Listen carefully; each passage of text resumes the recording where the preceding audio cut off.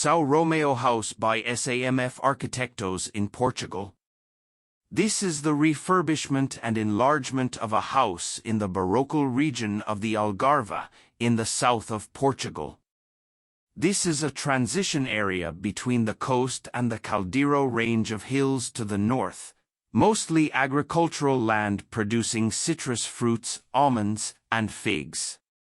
The main house, built 100 years ago, borders the main road to the south, and separates the relatively short front from the extensive agricultural land to the back. The client, born in this house, intended to divide her time between urban life in Lisbon and the Algarve, accommodating at times a large extended family. The house follows a recurring typology in southern Portugal consisting of a long shallow steeped gable roof volume that can be extended at will and has a basic, strict, repetitive modulation that sets windows/doors and interior compartments at regular intervals. Typically, these compartments don't have a specific use, except for the room with the chimney, which indicates the position of the kitchen. The axial symmetry of the facade accentuates the central entrance door, reinforced by a corridor that crosses to the back, where the facade is repeated, except for minor details in the decoration of the stonework, which is simplified. Around this main volume, other smaller, informal volumes were added, mainly for storage and with varying roof configurations. These volumes, bordering a narrow side street, create a small patio together with the main house and reinforce the southern tradition of positioning buildings along the limits of the public accesses to provide seclusion and freedom in the interior. The continuation of the main street facade, punctured by a door, uniting both sets of volumes in a single wall, is further proof of this intention. Our intervention sought to clarify the internal organization to its most basic original form, removing interior partitions and other subsequent interventions, and introducing new elements which strive for simplicity but radically alter its use. The main interior corridor was maintained, complemented by a longitudinal access to the new bathrooms and a new access to the upper floor, which originally was used only for storage and only accessible from the outside.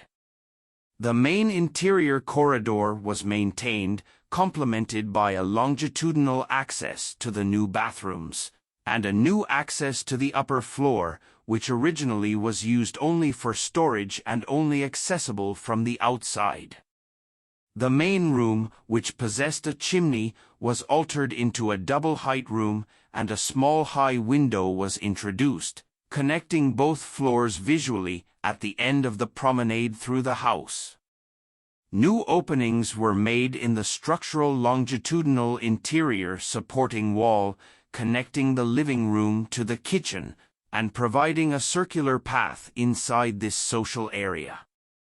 A new side opening in the kitchen and complementing protection slab unites the main volume with the other volume, and provides a direct entrance to the kitchen.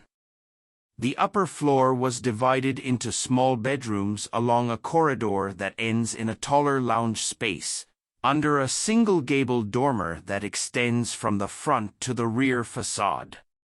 On the outside, shaded areas were introduced under the large pergolas, both for the new carport and the full extension of the north facade, bordering a new swimming pool.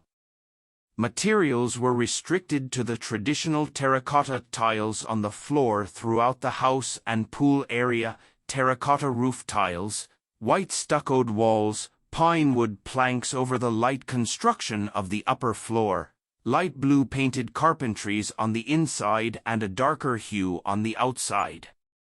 This region shares with other Mediterranean countries a passion for whitewashed volumes of elementary geometrical clarity, admired by Le Corbusier, revealed to full advantage by the play of light and shadows. Our intervention draws on this tradition, continuing the language of the existing circular well and cubic water deposit, both in the white purity of the dorm windows and in the cylinder and sphere of the new staircase. This staircase also reinterprets the Moorish influence in this region, especially with the introduction of small solid glass oculi inserted in the cupola in a geometric pattern, with varying light effects throughout the day.